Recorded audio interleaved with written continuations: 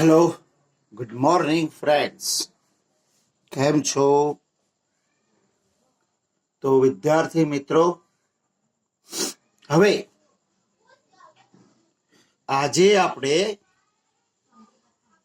તમારી સેમેસ્ટર 1ની ટેક્સ્ટબુકનું છેલ્લું યુનિટ એટલે કે ચોથા યુનિટનો છેલ્લો ભાગ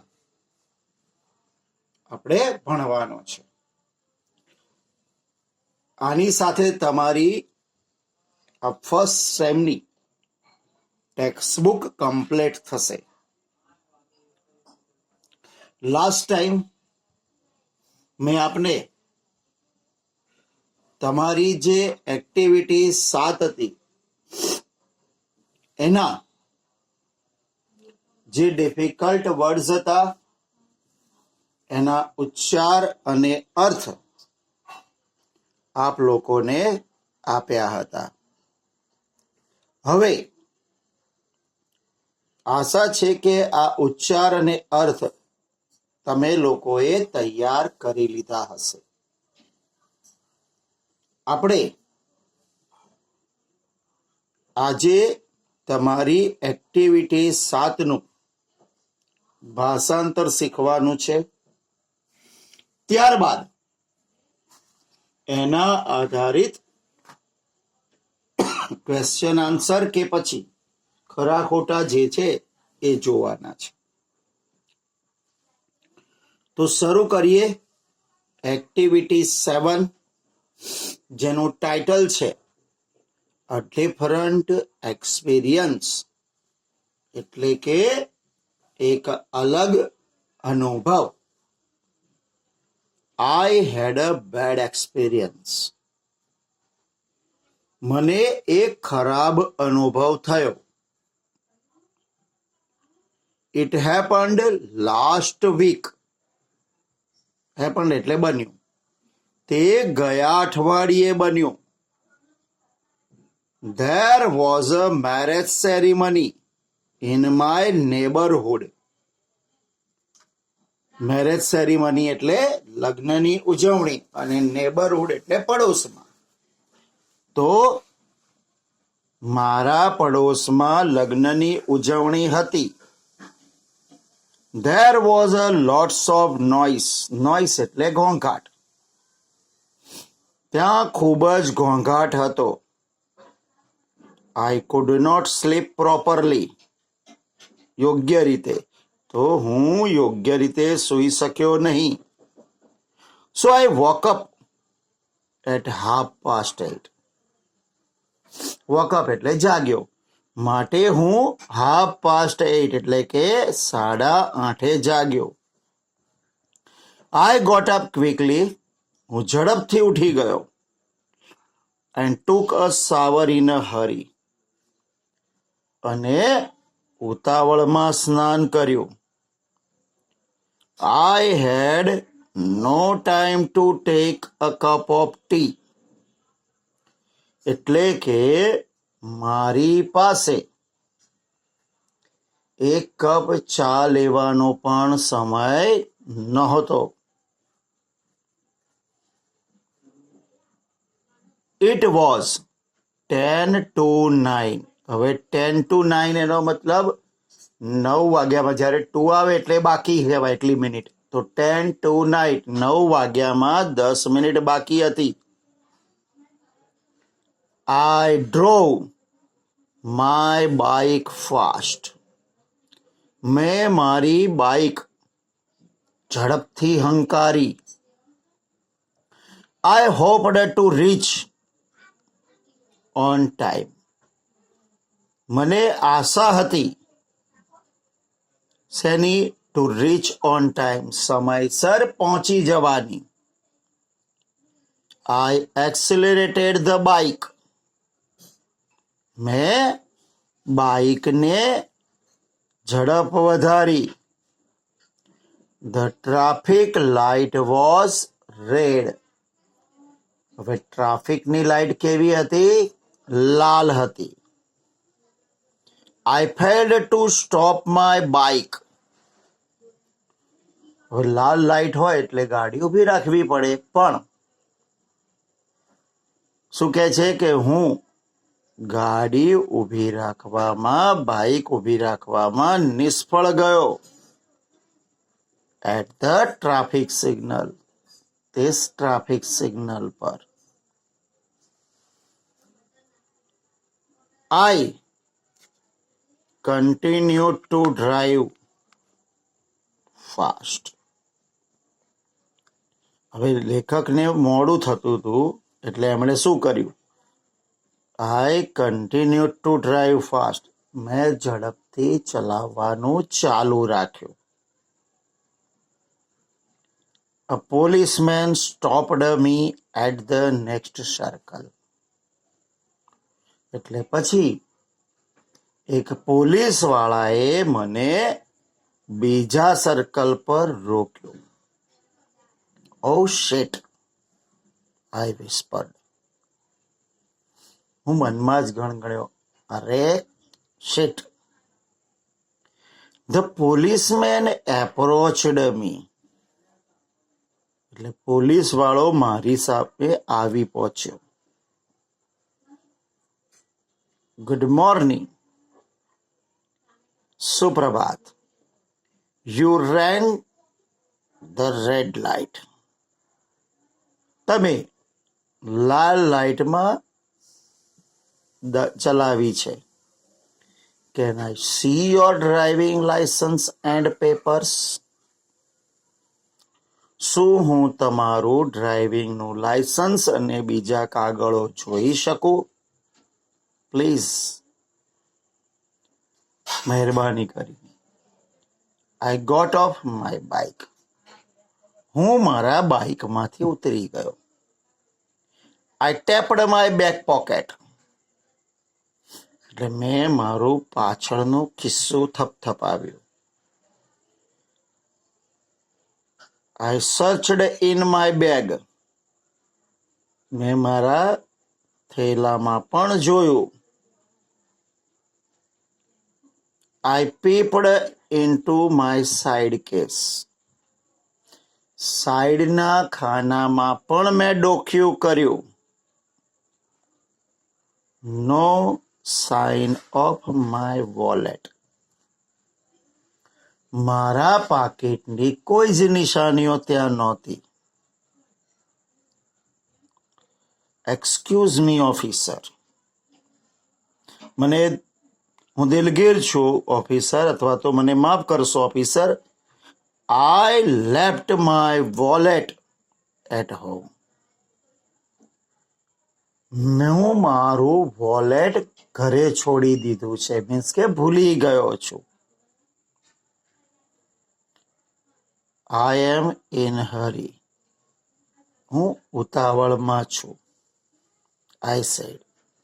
મેં કહ્યું. Of course the police officer did not accept my excuse.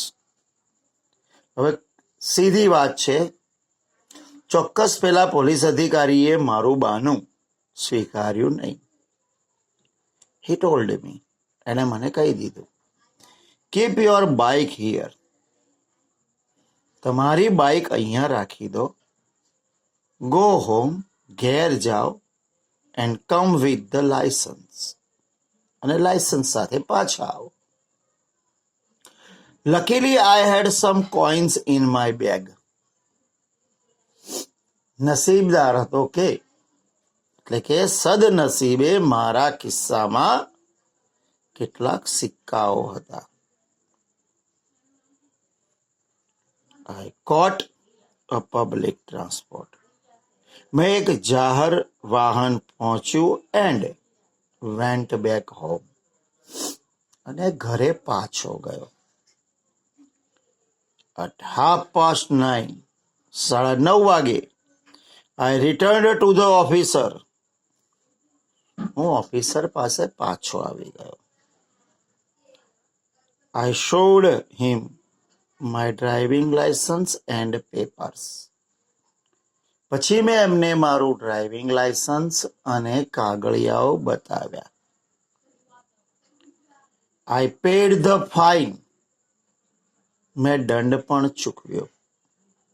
And collected my bike, અને મારી બાઇક પાછી લીધી. When I kicked my bike again, જ્યારે મેં મારી બાઇક ને ફરી કિક મારી ત્યારે ધ ટાઈમ વોઝ 9:15. સમય હતો 9:15, 9:15 વાગ્યાનો. લેટ. મિત્રો અહીંયા થોડીક ભૂલ છે. ભૂલ એટલા માટે કે એણે એવું કહ્યું છે કે જો હું જ્યારે પાછો આવ્યો, ક્યારે આવ્યો તો કે 9:30, 9:30 વાગે, અને પછી કિક મારી તો 9:15 થયા હતા. એટલે અહીંયા આઈ થિંક 9:45 હોવું જોઈએ. 9:45 એટલે 9:45 વાગ્યા હતા. લેટ, વેરી લેટ, મોડું, ખૂબ જ મોડું. I know my boss will be very angry. હું જાણતો હતો કે મારા બોસ ખૂબ ગુસ્સે થશે. So I drove the rest of the road like hell. અને પછી બાકીના રસ્તે મેં ગાડી રોડ પર એવી રીતે ચલાવી જાણે નરક હોય. મીન્સ અત્યંત ઝડપથી ચલાવી.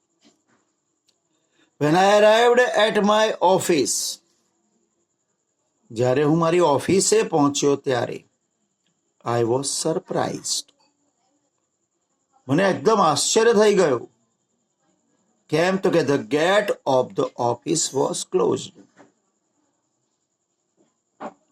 ઓફિસનો દરવાજો બંધ હતો, ઝાંપો બંધ હતો. The main door was also closed. મુખ્ય દરવાજો પણ બંધ હતો. Then I realised mistake. પછી મને ભૂલનું ભાન થયું. I checked the day on my cell phone. પછી મેં મારા મોબાઈલમાં દિવસ તપાસ્યો. It was Sunday. એ રવિવાર હતો. મીન્સ કે લેખક શનિવારે રાતે પ્રોપર સૂઈ શક્યા નહીં અને મોડા ઉઠ્યા તો એમને દિવસનું ધ્યાન રહ્યું નહીં, અને રવિવાર હોવા છતાં એમને એવું લાગ્યું કે મોડું થઈ ગયું છે ને ફટાફટ ઘરેથી નીકળ્યા. અને ત્યારે ખબર પડી ત્યાં પહોંચ્યા પછી કે આજે તો રવિવાર છે. તો મિત્રો, આ હતું તમારી એક્ટિવિટી 7 અને એનું ભાષાંતર. હવે એના એક્સરસાઇઝ, ક્વેશ્ચન આન્સર ને એ બધું હવે આપણે જોઈ લઈએ. તો વિદ્યાર્થી મિત્રો, તમારી જે આ એક્ટિવિટી 7 હતી એમાંથી આપણે 7 ક્વેશ્ચન કાઢ્યા છે. Question 1, Where was a marriage ceremony? Means કે લગ્નની ઉજવણી ક્યાં હતી? તો ક્યાં હતી? તો કે લેખકના પડોશમાં. તો આન્સર શું આવશે? A marriage ceremony was in writer's neighborhood. એટલે કે લગ્નની ઉજવણી એ લેખકના પડોશમાં હતી. ક્વેશ્ચન 2, તમારો પ્રશ્ન 2. When did writer woke up? When did the writer wake up? તો when એટલે ક્યારે, એટલે કે લેખક ક્યારે ઉઠ્યા. તો the writer did છે એટલે ભૂતકાળ કરવાનું, વેકઅપ નું woke up. The writer woke up at 8:30. એટલે લેખક 8:30 વાગે ઉઠી ગયા. Next, question 3. Who stopped the writer at the circle? એટલે કે લેખકને સર્કલ ઉપર કોણે રોક્યા? તો જવાબ આવશે પોલીસ વાળાએ.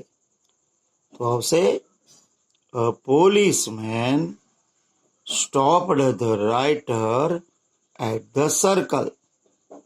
એટલે કે એક પોલીસ વાળાએ લેખકને સર્કલ પર રોક્યા. Had the writer his driving license and papers? Means કે શું લેખક પાસે તેમના ડ્રાઇવિંગ લાયસન્સ અને બીજા કાગળો હતા?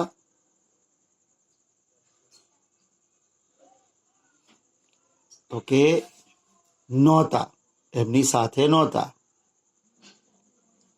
તો શું લખવાનું? The writer had no driving license and papers with him.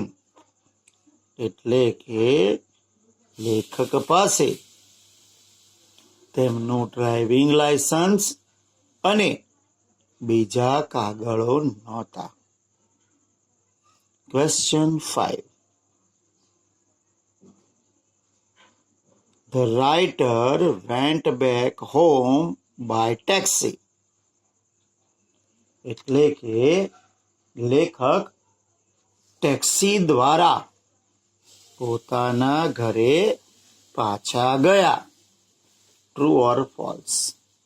સાચું કે ખોટું? તો કે વિદ્યાર્થી મિત્રો કેવી રીતે ગયા હતા? તો કે એ જાહેર વાહનમાં, એટલે કે પબ્લિક ટ્રાન્સપોર્ટની જે બસ હોય એમાં. તો આ વિધાન ખોટું છે, તો લખવાનું false. When did the writer return to the officer? એટલે લેખક ઓફિસર પાસે પાછા ક્યારે આવ્યા હતા? તો કેટલા વાગે આવ્યા હતા? 9:30. The writer returned to the officer at 9:30. એટલે કે લેખક ઓફિસર પાસે 9:30 વાગે પાછા આવ્યા હતા. Question 7. What did the writer realize? એટલે કે રિયલાઇઝ એટલે ભાન થવું. તો લેખકને શું ભાન થયું? તો આન્સર આવશે The writer realized his mistake. Writer એટલે કે લેખકને તેમની ભૂલનું ભાન થયું હતું. શું ભાન થયું? તો કે it was Sunday. એટલે કે તે રવિવાર હતો. તો મિત્રો, તમારા આ પાઠમાંથી જેટલા સવાલ જવાબ નીકળે છે એ આ 7 સવાલ જવાબ છે. આ ઉપરાંત આમાંથી ખરા ખોટા પણ પૂછી શકાય. અને તમે જાણો છો એ પ્રમાણે પાઠમાંથી જો ભાષાંતર તૈયાર કરશો તો એના જે ખરા ખોટા હશે એ સરળતાથી તમને ફાવી જશે. તો મિત્રો, આ હતું તમારું એક્ટિવિટી 7. હવે જે એક્ટિવિટી 8 છે એ માત્ર વર્ડ્સ આધારિત છે, એટલે કે શબ્દો. તમારે જે શબ્દોના જૂથ છે એ શબ્દોના જૂથ અંગે સમજવાનું છે કે કયા શબ્દોના અર્થ શું હશે. તો અહીંયા પહેલો શબ્દ છે ટુક અ શાવર, એટલે કે સ્નાન કરવું અથવા તો સ્નાન લેવું. નેક્સ્ટ, રીચ ઓન ટાઈમ, સમય પર પહોંચવું. ફેલ્ડ ટુ સ્ટોપ, રોકવામાં નિષ્ફળ થવું. રેન ધ રેડ લાઇટ,